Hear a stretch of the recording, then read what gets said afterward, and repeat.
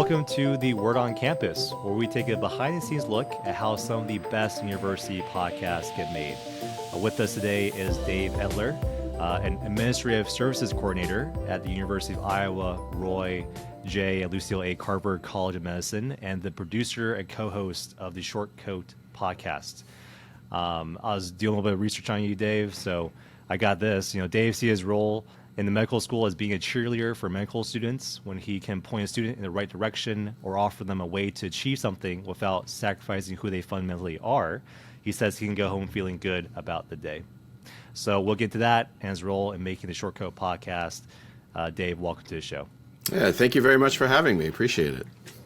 All right, so where I kind of want to start this is learn a little bit about your career path. So official title being Administrative Services Coordinator. What a yawn. Yeah. I mean, it doesn't sound like marketing or communications at all, but you're in charge. You're in lead of this podcast. So kind of how did you get to this place? Like why the podcast?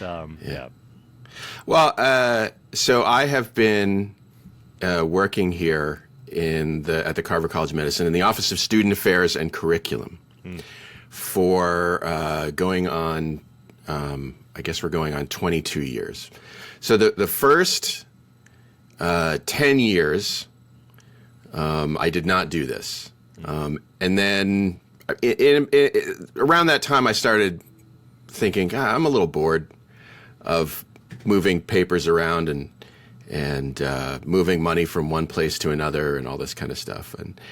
And so I proposed, and I had just begun listening to podcasts around that time. And I looked around me and I realized that there's a bunch of people around here doing something interesting. They're becoming physicians. They're changing who they are.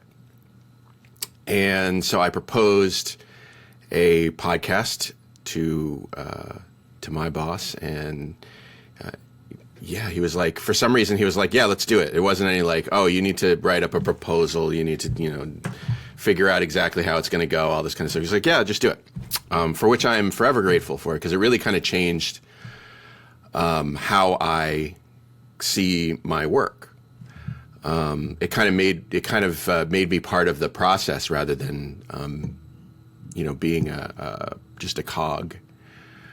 Gave me some investment in it, and it taught me. In the end, it's taught me a lot about what these students here at the College of Medicine are going through, and what's changing about them, and how they think, and how they what kinds of things they want. So I'm really grateful for that.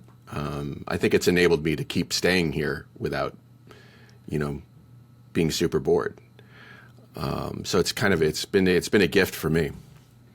Can you tell me a little bit more about the mission behind the podcast? So what was the ultimate goal, and has that kind of changed over time? Oh, it's absolutely changed. When I first started, we were going to interview people who came to the College of Medicine to speak or, whatever. And what I realized is that, that happens maybe once a month, maybe, if you're lucky. And so, then it changed to be more about, even more about the students and what they were, and what they were becoming. And then in a few years, so at that time I was doing it sort of as I had time, because, I don't know, it wasn't supposed to be my job. Right. And when you do something when you have time, you never have time, and that's what I soon found. But not a little while after that, a student came and she had been listening to the show, and she said, I think you should do this every week. And so I was like, all right, I don't know what that means, but yeah, let's do that every week. It meant the show had to change. I really had to come up with some different ideas about how to do this. And so it became more about current events. It became more about how students process current events and what kinds of things they're thinking about.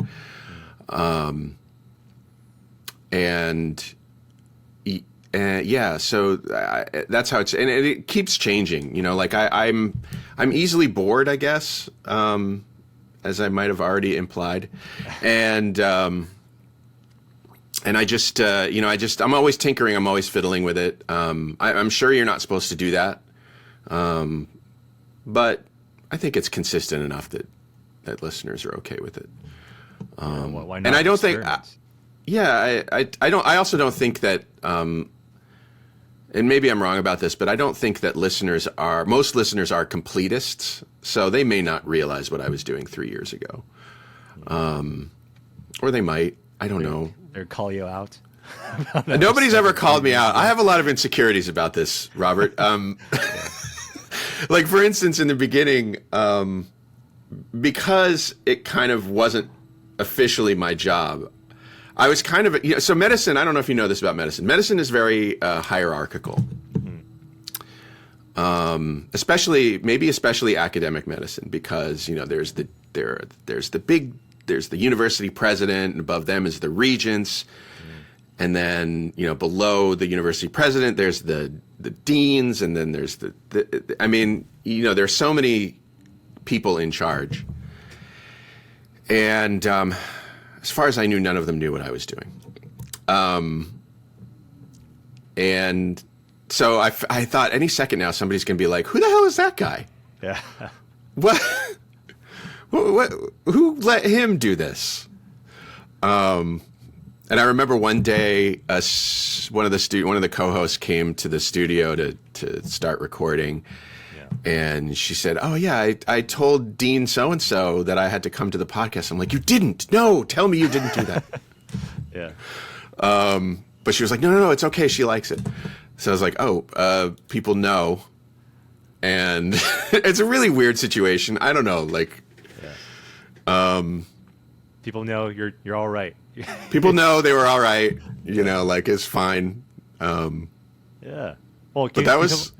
Sorry. Yeah, go ahead. No, go ahead. So you mentioned, very early on, one student just coming to you and say, "Hey, this should be weekly." Why? What kind of value do you think she saw in it? Like, why weekly? Why do you think that she recommended that? I think she just wanted, as a listener before she had arrived, she just wanted more. She wanted to know more about what she was getting into. There's the thing about medical school is you never really understand.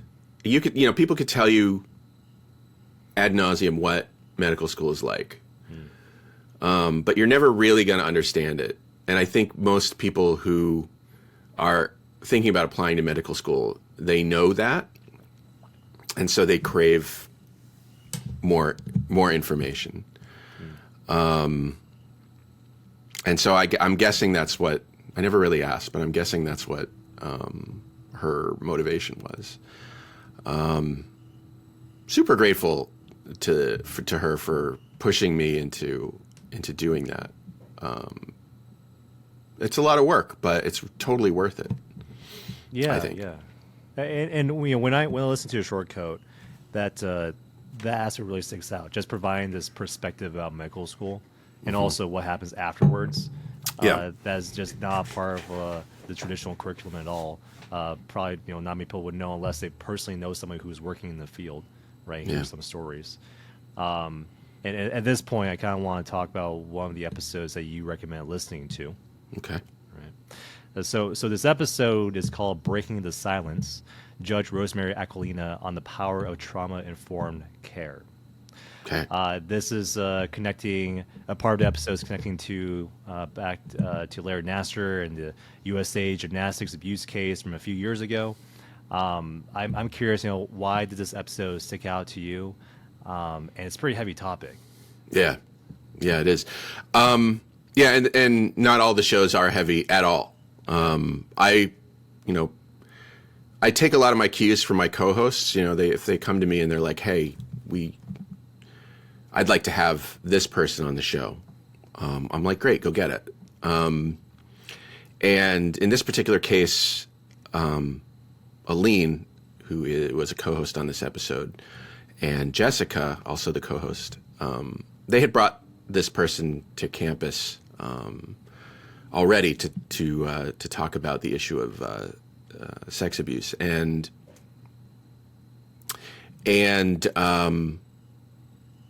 the whole issue about trauma-informed care is something that's very difficult for a lot of people to grasp. And so I was just really happy that, first of all, Judge Aquilina is awesome. Yeah. She's great to talk to, really kind of a down-to-earth person, maybe a little bit like a Law and Order judge, but not as much as I expected. Mm-hmm. It was just a lot of fun to talk to her about this, pretty heavy topic because, I don't know. I think we learned a few things on the show about, how the legal system works and how doctors can help and how doctors can hurt a legal case. And so it's just a lot of fun. And I was pretty grateful to the students for bringing her on board. I don't know if I answered your question. No, you did. You did. Okay. So we're going to play a clip of that. Mm-hmm. And while people are listening, what do you want them to pay attention to?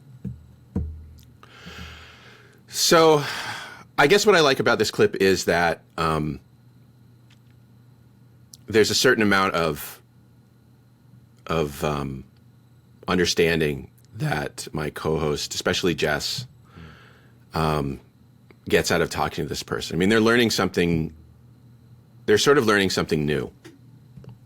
In Jess's case, she was a physician assistant in an emergency room in California before that. And, she admits to maybe not doing as well as she could for her patients. And I appreciate that about the show. I think it can teach even when we're being a little silly. All right. We're getting to that right now. All right. Okay. Now we're back. So that was a very powerful clip. Just out of and just so the audience knows, it's a 1 hour long episode. Mm-hmm. So there's definitely more to that conversation. One of the things I want to ask you is how did you and your co-hosts pre-plan this episode in terms of navigating such an intense topic?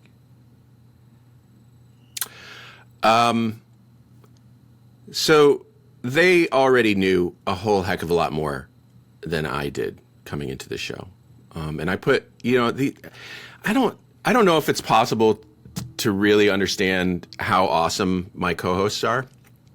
I mean, they come on the show, they just are very thoughtful, very, very intelligent people. There's nothing especially, I always say there's nothing especially amazing about medical students, except that they really are very thoughtful and they are very tenacious and they're very, persistent.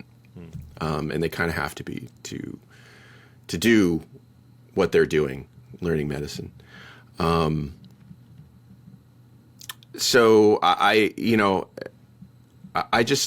so to plan for this, I sometimes basically tell them, in this case, just show up and ask your questions. Sometimes they read, but they're also, I also have to stay cognizant that they're medical students first and podcasters, maybe second. Right. But probably not even that. So I try to have a show that requires as little preparation as possible. In this particular case, they had already, really planned this out. They knew what they wanted to ask. They knew what they wanted to talk about. They had, Judge Aquilina had been on campus for a little bit, and so they had already been to a talk that she gave. So there was a lot more, sort of preparation that they had done for the episode. But usually I'll send people a link or two and say, hey, think about this for the show. Or don't. I know you have an exam tomorrow, and so my job on the show is to really introduce a topic, tell them why I think it matters. And then we just go from there. And it's almost never failed to feel like a good conversation. So in editing the episode, did you take anything out, or was this pretty straight? Oh God, I don't remember. Yeah. I think usually I can tell you that usually. So my job in editing the show is to make sure that everybody looks good, nobody embarrasses themselves, especially me, maybe. And I say especially not because that's a big part of my job, but because I'm more likely the one to embarrass myself, I feel like. But maybe that's just my bias in editing the episode. Yeah, I mean, there's nothing that'll make you more self-conscious than listening to your stupid voice every week. Maybe you know this. Yeah, you have a good voice. I like it. Well, it's. Thank you. I actually have grown to like my actual voice. It's my way of speaking that I can't stand sometimes. So I always say that often I'm the one being edited out. Because just conversationally, I do things that I wish I hadn't done, like repeat what the other person had said as though it was a new idea. You're reaffirming, but okay. That's what it feels like when I'm saying it. But then when I go back and listen to it, I'm like, why? How is that helpful, Dave? So yeah, it's a little humbling to edit yourself I've gotten used to it, and it's fine, but also it's always a little humbling to hear yourself every single week. Oh, absolutely. Yeah. Do you edit your own show? Do you edit the show? I do not. Oh man, I can't, because I don't want that experience. Are you telling me you have a team? Yeah, I got a team over here. Well, so I'm curious about this. Do the student co-hosts help edit at all? They have. Mm-hmm. So it's kind of a recent development to ask students to edit, and I think that experiment has gone pretty well. But honestly, I need more. I need much more help producing. I need much more help picking topics. I want the show to be what they want it to be about, and not necessarily the hogwash that I come up with every week, which is probably, that's probably fine. But the extent to which it can be about them and not about what's going on inside my head is probably better for the show. So I love when students come to me with an idea, and then I usually automatically say, awesome, let's do it. Try to reach out to this person and see if you can get them on board. That usually works. So, how do you come up or source your ideas, and how do you evaluate ideas? So I'm kind of a news junkie.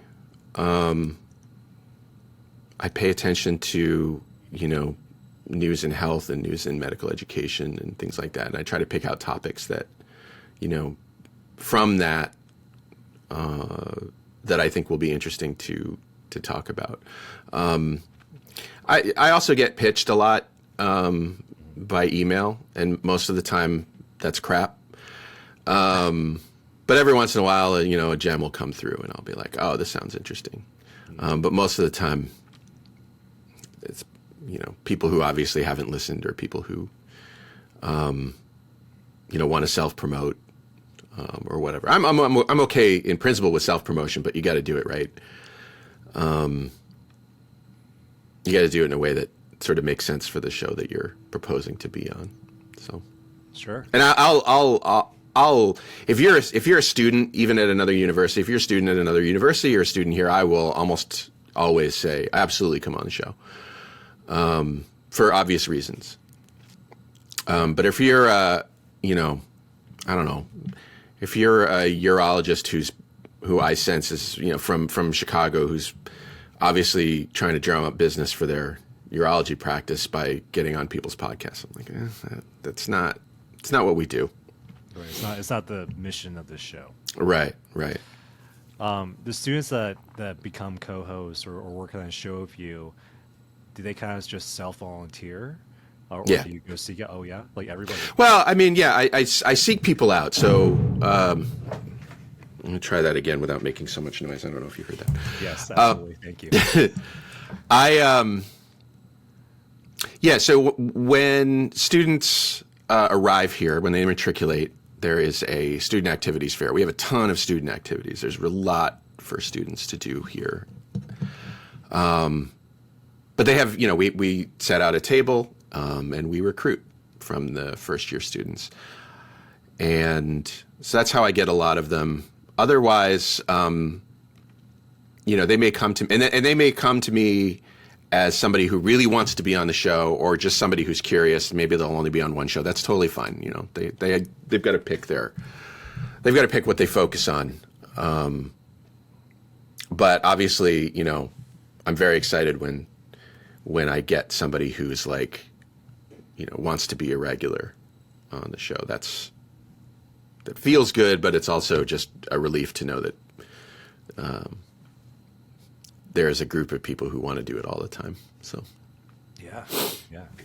Well, especially in the case of the episode we just played, right? Just the idea creation and bringing the guest in, right? Just preparing for this heavy topic. Yeah. I'm curious, for the episode, what was the reaction or feedback from listeners that you got for the episode?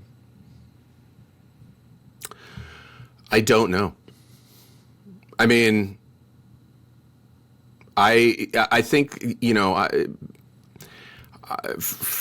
my biggest problem is that I occasionally get, feedback. I'd like to get a lot more.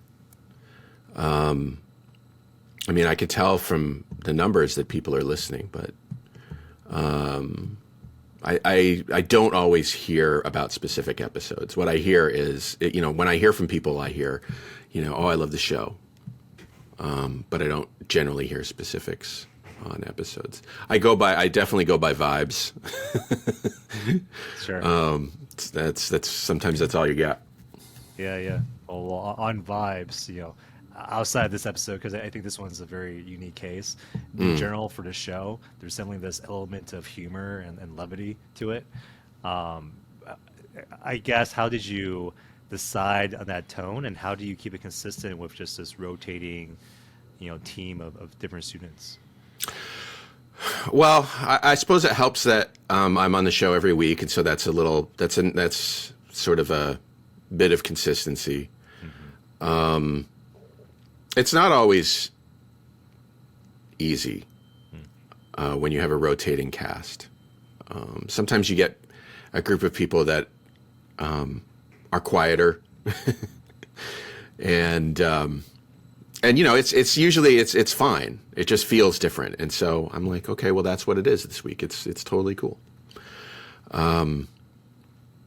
But I do enjoy the episodes where we get to be a little bit less reverent, a little bit less, and we get to engage with our humor a little bit more, because there's a lot of funny stuff that happens in life, and I think that's my default, is to look at the world as though it's, a pretty crazy, ridiculous place, and look what just happened.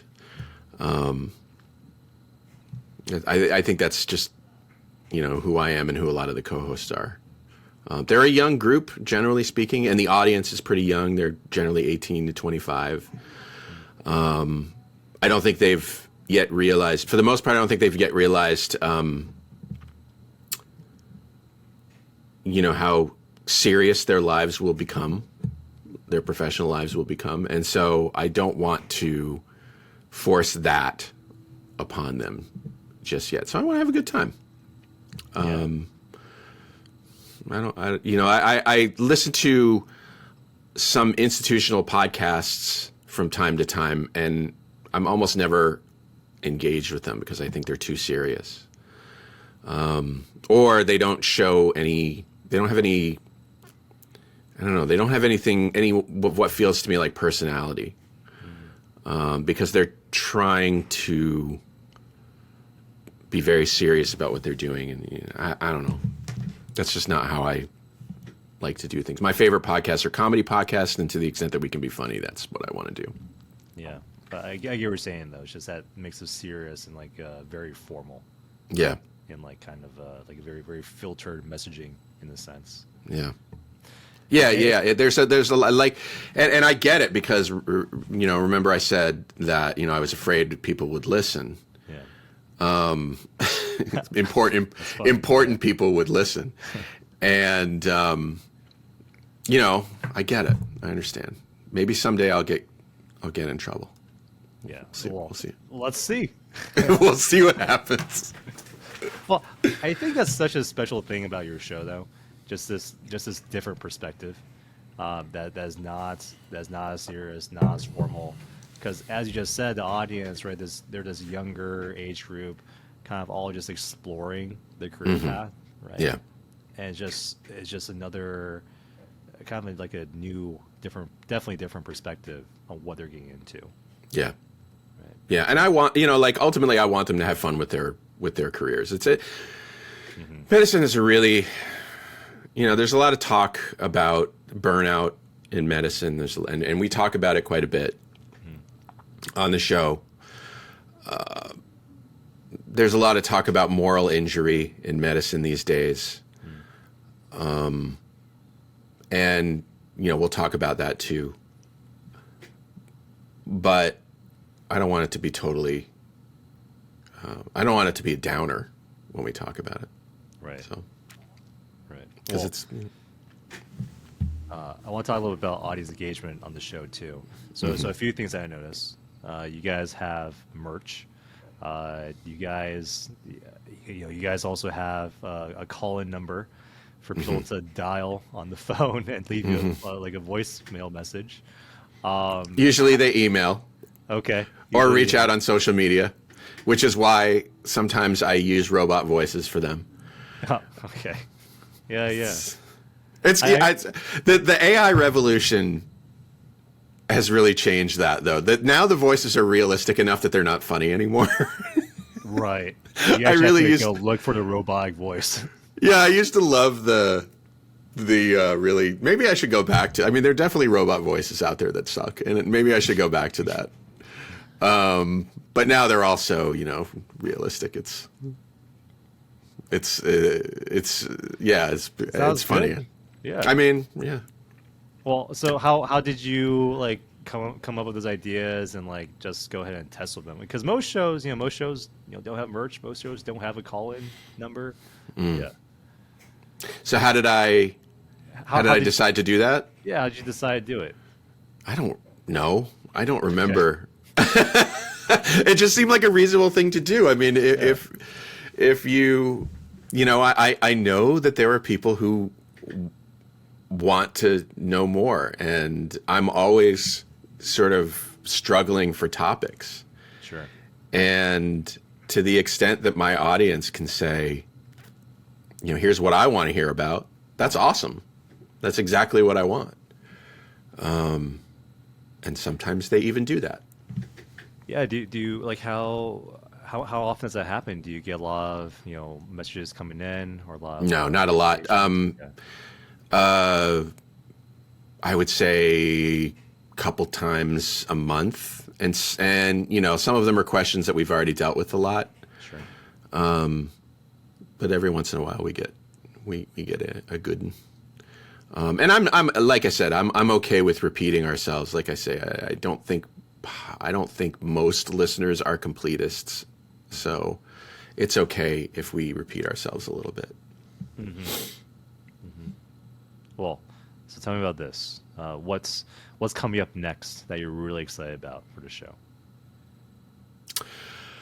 I don't know, dude. Sounds like you're just really just rolling with it. I really am. I mean, it's I have other. I can probably legitimately spend 6 hours a week on this show. Yeah. I spend more, but so that doesn't lend itself to a lot of planning. I do have. Right now, I do have a co-host who is really into having speakers on the show. And so he's just lining people up to come and be on the show. And that is a lot of fun. I'm really happy to have somebody, he's building his network using the podcast, which I think is an amazing use of the show. And so I'm just excited to see who he gets to to come on. We recently had Paul Offit on the show. He is a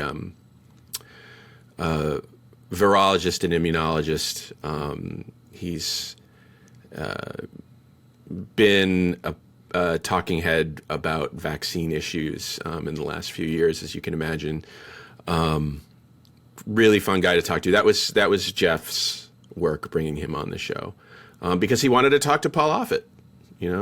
Thought Paul Offit was a cool guy. So we did that, which is we post episodes on YouTube as well, and we don't get a lot of people watching on YouTube.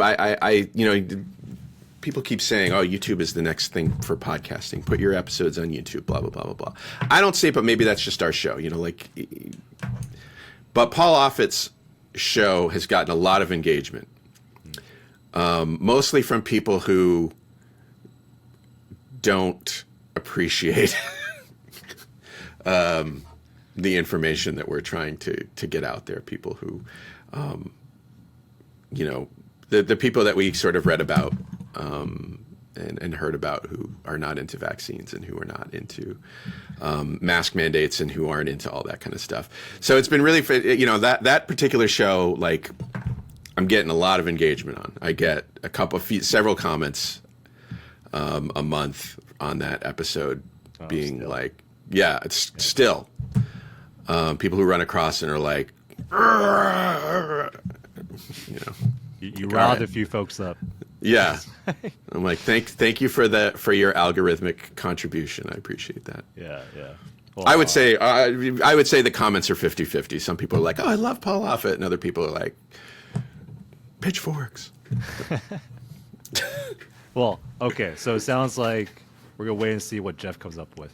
Yeah. All right. Well, that sounds good to me. Yeah. I'm sorry. You gotta listen. Maybe I should have put that differently. Like, oh, well, I'm afraid I can't tell you that, Robert. You're gonna have to listen to the show. All right. This is the part we'll keep in then. Okay. All right, Dave. Hey, it's been a pleasure. Thank you so much. I don't know if you felt this way, but I definitely learned about a few things about how you run the show. Did I surprise you with any of them? Were any of them like, oh, that's not how I would do it? I think maybe fundamentally the way you run it is very okay. So other people I work with, super structured, right? Super structured. Every single episode, every single topic. Yeah. This less structured, but it works. Right? I hope so. Yeah. I mean, it feels good to me. Except, we record on Fridays. It feels good to me, except on a Thursday when I'm like, I don't know what we're going to talk about tomorrow. but to that point, it's like, I think, the show, again, it provides such a special perspective. You're the continuing, I think, element through all the episodes. And then you're bringing that tone of just, hey, that humor and levity with medicine. And also the thing I think that I bring is the guy who people have to occasionally explain things to, so it's a little less artificial than saying, so basically I can say, I don't know what that acronym means. Can you explain that? And so I'm the audience proxy for those people who instead of explain to me like I'm 5, it's explain to me like I'm Dave. Yeah. Yep. Well, with that, Dave, again, thank you so much for coming on the show. Really appreciate it. Thanks for having me. Appreciate it.